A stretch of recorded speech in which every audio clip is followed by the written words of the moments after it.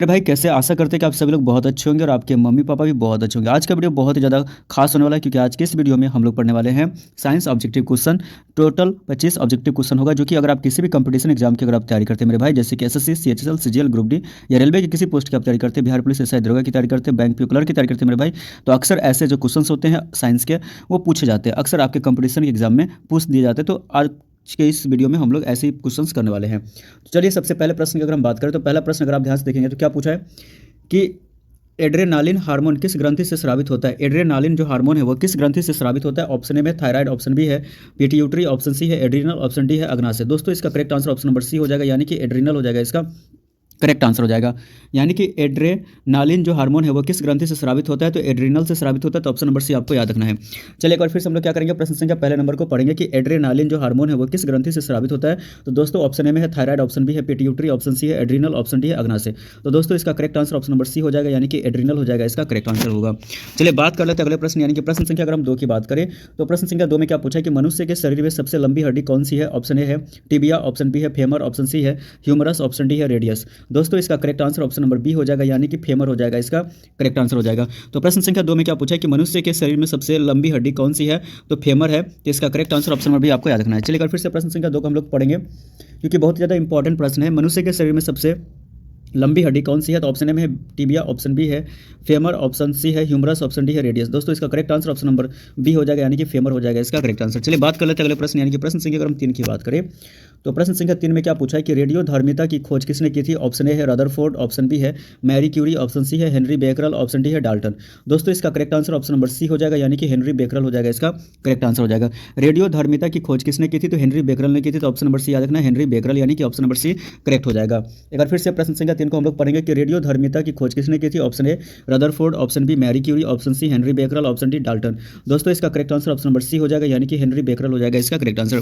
चलिए बात कर लेते हैं अगले प्रश्न, यानी कि प्रश्न संख्या अगर हम 4 की बात करते हैं इसमें क्या पूछा है कि ग्रीन हाउस प्रभाव किस गैस के कारण मुख्य रूप से होता है। ऑप्शन ए है ऑक्सीजन, ऑप्शन बी है नाइट्रोजन, ऑप्शन सी है कार्बन डाइऑक्साइड, ऑप्शन डी है हाइड्रोजन। दोस्तों इसका correct answer option number C हो जाएगा, यानी कि कार्बन डाइऑक्साइड हो जाएगा, इसका करेक्ट आंसर हो जाएगा। यानी कि ग्रीन हाउस प्रभाव जो है वो किस गैस के कारण मुख्य रूप से होता है, तो कार्बन डाइऑक्साइड के कारण होता है, तो ऑप्शन नंबर सी आपको याद रखना है। चलिए प्रश्न संख्या 4 को अगर हम लोग फिर से पढ़ेंगे, ग्रीन हाउस प्रभाव किस गैस के कारण मुख्य रूप से होता है। Option A oxygen, option B nitrogen, option C carbon dioxide, option D hydrogen. दोस्तों इसका correct answer option number C हो जाएगा, यानी कि कार्बन डाइऑक्साइड हो जाएगा, इसका करेक्ट आंसर। चलिए बात कर लेते हैं अगले प्रश्न, यानी कि प्रश्न संख्या अगर हम 5 की बात करें तो इसमें क्या पूछा है कि किस अंग में पित्त बनता है। किस अंग में पित्त बनता है। Option A kidney, option B यकृत, ऑप्शन सी पेट, ऑप्शन डी अग्नाशय। दोस्तों इसका correct answer option number B हो जाएगा, यानी कि यकृत हो जाएगा, इसका करेक्ट आंसर हो जाएगा, ऑप्शन नंबर बी आपको याद रखना है। किस अंग में पित्त बनता है, तो यकृत में बनता है, तो ऑप्शन नंबर बी आपको याद रखना है। चलिए फिर से प्रश्न संख्या 5 को हम लोग पढ़ेंगे, किस अंग में पित्त बनता है। Option A kidney, option B यकृत, ऑप्शन सी पेट, ऑप्शन डी अग्नाशय। दोस्तों इसका correct answer option number B हो जाएगा, यानी कि यकृत हो जाएगा, इसका करेक्ट आंसर। चलिए बात कर लेते हैं अगले प्रश्न, यानी कि प्रश्न संख्या 6 की बात कर लेते हैं। प्रकाश का परावर्तन किस सतह पर सबसे अधिक होता है। ऑप्शन ए खुरदरी, ऑप्शन बी चिकनी, ऑप्शन सी काली, ऑप्शन डी गीली। दोस्तों इसका correct answer option number B हो जाएगा, यानी कि चिकनी हो जाएगा। यानी कि प्रकाश का परावर्तन किस सतह पर सबसे अधिक होता है, तो चिकनी सतह पर सबसे अधिक होता है, तो ऑप्शन नंबर बी इसका करेक्ट होगा। चलिए फिर से एक बार प्रश्न संख्या 6 को हम लोग पढ़ेंगे कि प्रकाश का परावर्तन किस सतह पर सबसे अधिक होता है। ऑप्शन ए खुरदरी, ऑप्शन बी चिकनी, ऑप्शन सी काली, ऑप्शन डी गीली। दोस्तों इसका correct answer option number B हो जाएगा, यानी कि चिकनी परत हो जाएगा, इसका करेक्ट आंसर। चलिए बात कर लेते हैं अगले प्रश्न, यानी कि प्रश्न संख्या अगर हम 7 की बात करें दोस्तों, इसमें पूछा है कि ओजोन किस प्रकार की गैस है। Option A monoatomic, option B है डाई एटॉमिक, ऑप्शन सी है ट्राई एटॉमिक, ऑप्शन डी है पॉली एटॉमिक। दोस्तों इसका correct answer option number C हो जाएगा, यानी कि ट्राई एटॉमिक हो जाएगा, इसका करेक्ट आंसर। तो ओजोन किस प्रकार की गैस है, तो ट्राई एटॉमिक है। ओजोन किस प्रकार की गैस है, तो ट्राई एटॉमिक, यानी कि ऑप्शन नंबर सी इसका करेक्ट हो जाएगा। चलिए एक बार फिर से प्रश्न संख्या 7 को हम लोग पढ़ेंगे कि ओजोन किस प्रकार की गैस है। Option A monoatomic, option B है डाई एटॉमिक, ऑप्शन सी है ट्राई एटॉमिक, ऑप्शन डी है पॉली एटॉमिक। तो इसका correct answer option number C हो जाएगा, यानी कि ट्राई एटॉमिक हो जाएगा। चलिए बात करते हैं अगले प्रश्न, यानी कि प्रश्न संख्या अगर हम 8 की बात करें तो इसमें क्या पूछा है कि माइटोकॉन्ड्रिया का मुख्य कार्य क्या होता है। ऑप्शन ए प्रोटीन बनाना, ऑप्शन बी है ऊर्जा उत्पादन, ऑप्शन सी है जल संचयन, ऑप्शन डी है विभाजन। दोस्तों इसका correct answer option number B हो जाएगा, यानी कि ऊर्जा उत्पादन हो जाएगा, इसका करेक्ट आंसर। तो माइटोकॉन्ड्रिया का मुख्य कार्य क्या है, ऊर्जा उत्पादन है, तो ऑप्शन नंबर बी आपको याद रखना है, ठीक है। तो चलिए बात करते हैं अगला प्रश्न, यानी कि प्रश्न संख्या अगर हम 9 की बात करें तो इसमें क्या पूछा है कि पीएच का मान किससे दर्शाता है। तो ऑप्शन ए तापमान, ऑप्शन बी दाब, ऑप्शन सी अम्लीयता या क्षारीयता, ऑप्शन डी है घनत्व। दोस्तों इसका correct answer option number C हो जाएगा, यानी कि अम्लीयता या क्षारीयता हो जाएगा। तो पीएच का मान किससे दर्शाता है, तो अम्लीयता या क्षारीयता के मान को दर्शाता है, आपको याद रखना है। चलिए एक बार फिर से प्रश्न संख्या हम 9 को पढ़ेंगे कि पीएच का मान किससे दर्शाता है। ऑप्शन ए तापमान, ऑप्शन बी दाब, ऑप्शन सी अम्लीयता या क्षारीयता, ऑप्शन डी है घनत्व। तो दोस्तों इसका correct answer option number C हो जाएगा, यानी कि अम्लीयता या क्षारीयता हो जाएगा, इसका करेक्ट आंसर। चलिए चलिए बात कर लेते हैं अगले प्रश्न यानी कि प्रश्न संख्या अगर हम 10 की बात करें तो पृथ्वी का एकमात्र प्राकृतिक उपग्रह कौन है? ऑप्शन ए मंगल, ऑप्शन बी चंद्रमा, ऑप्शन सी शुक्र, ऑप्शन डी सूर्य। दोस्तों इसका correct answer option number B हो जाएगा यानी कि चंद्रमा हो जाएगा इसका करेक्ट आंसर। तो प्रश्न क्या पूछा है कि पृथ्वी का एकमात्र प्राकृतिक उपग्रह कौन है? तो चंद्रमा है, तो ऑप्शन नंबर बी याद रखना आपको, ठीक है। चलिए प्रश्न संख्या 10 को एक बार हम लोग फिर से पढ़ेंगे। पृथ्वी का एकमात्र प्राकृतिक उपग्रह कौन है? ऑप्शन ए मंगल, ऑप्शन बी चंद्रमा, ऑप्शन सी शुक्र, ऑप्शन डी सूर्य। दोस्तों इसका correct answer option number B हो जाएगा यानी कि चंद्रमा हो जाएगा करेक्ट आंसर। चलिए बात कर लेते हैं अगले प्रश्न यानी कि प्रश्न संख्या अगर हम 11 की बात करें तो क्या पूछा है कि न्यूटन का तीसरा नियम क्या कहता है? ऑप्शन ए में है F = ma, ऑप्शन बी है हर क्रिया के बराबर वो विपरीत प्रतिक्रिया होती है, ऑप्शन सी जड़त्व का नियम, ऑप्शन डी है गुरुत्वाकर्षण नियम। दोस्तों इसका correct answer option number B हो जाएगा यानी कि हर क्रिया के बराबर वो विपरीत प्रतिक्रिया होती है, तो ऑप्शन नंबर बी करेक्ट हो जाएगा। यानी कि अगर हम ध्यान से देखें तो प्रश्न क्या पूछा है कि न्यूटन का तीसरा नियम क्या कहता है कि हर क्रिया के बराबर विपरीत प्रतिक्रिया होती है, ऑप्शन नंबर बी आपको याद रखना है। ये बेसिक क्वेश्चन है, इसको अच्छे से आपको याद रखना है क्योंकि बहुत बार पूछा गया। न्यूटन का तीसरा नियम क्या कहता है? ऑप्शन नंबर बी यानी कि हर क्रिया के बराबर वो विपरीत प्रतिक्रिया होती है, तो ऑप्शन नंबर बी इसका करेक्ट होगा। चलिए बात कर लेते हैं अगले प्रश्न यानी कि प्रश्न संख्या अगर हम 12 की बात करें तो इसमें क्या पूछा है कि कैलोरी किसकी इकाई है? ऑप्शन ए में शक्ति, ऑप्शन बी ऊर्जा, ऑप्शन सी बल, ऑप्शन डी है ताप। दोस्तों इसका correct answer option number B हो जाएगा यानी कि ऊर्जा हो जाएगा इसका करेक्ट आंसर। तो कैलोरी जो है वो किसकी इकाई है? तो ऊर्जा की इकाई है, तो ऑप्शन नंबर बी आपको याद रखना है। एक बार फिर से हम लोग प्रश्न संख्या 12 को हम लोग पढ़ेंगे कि कैलोरी किसकी इकाई है? ऑप्शन ए शक्ति, ऑप्शन बी ऊर्जा, ऑप्शन सी बल, ऑप्शन डी ताप। दोस्तों इसका correct answer option number B हो जाएगा यानी कि ऊर्जा हो जाएगा। चलिए बात कर लेते हैं अगले प्रश्न यानी कि प्रश्न संख्या अगर हम 13 की बात करें तो लेंस का उपयोग किस में होता है? Option A telephone, option B camera, option C पंखा, ऑप्शन डी मोटर। दोस्तों इसका करेक्ट आंसर बेसिक क्वेश्चन है, कैमरा में होता है क्योंकि टेलीफोन पंखा मोटर में लेंस का उपयोग नहीं होता है। चलिए बात कर लेते हैं अगले प्रश्न यानी कि प्रश्न संख्या अगर हम 14 की बात करें तो इसमें क्या पूछा है कि सोडियम जो होता है पानी में डालने पर क्या करता है? ऑप्शन ए शांत रहता है, ऑप्शन बी डूब जाता है, ऑप्शन सी तीव्र प्रतिक्रिया करता है, ऑप्शन डी वाष्पित हो जाता है। दोस्तों इसका correct answer option number C हो जाएगा यानी कि तीव्र प्रतिक्रिया करता है, तो ऑप्शन नंबर सी आपको याद रखना है, ठीक है। चलिए अगर फिर से प्रश्न संख्या 14 को हम लोग पढ़ेंगे कि सोडियम पानी में डालने पर क्या करता है? ऑप्शन ए शांत रहता है, ऑप्शन बी डूब जाता है, ऑप्शन सी तीव्र प्रतिक्रिया करता है, ऑप्शन डी वाष्पित हो जाता है।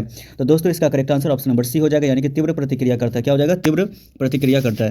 चलिए बात कर लेते हैं अगले प्रश्न यानी कि प्रश्न संख्या अगर हम 15 की बात करें तो इसमें क्या पूछा है कि विटामिन डी की कमी से कौन सा रोग होता है? विटामिन डी की कमी से कौन सा रोग होता है? Option A scurvy, option B rickets, option C beri, option D है एनीमिया। दोस्तों इसका correct answer option number B हो जाएगा यानी कि रिकेट्स हो जाएगा, इसका करेक्ट आंसर हो जाएगा। तो विटामिन डी की कमी से कौन सा रोग होता है? तो रिकेट्स होता है, तो ऑप्शन नंबर बी आपको याद रखना है।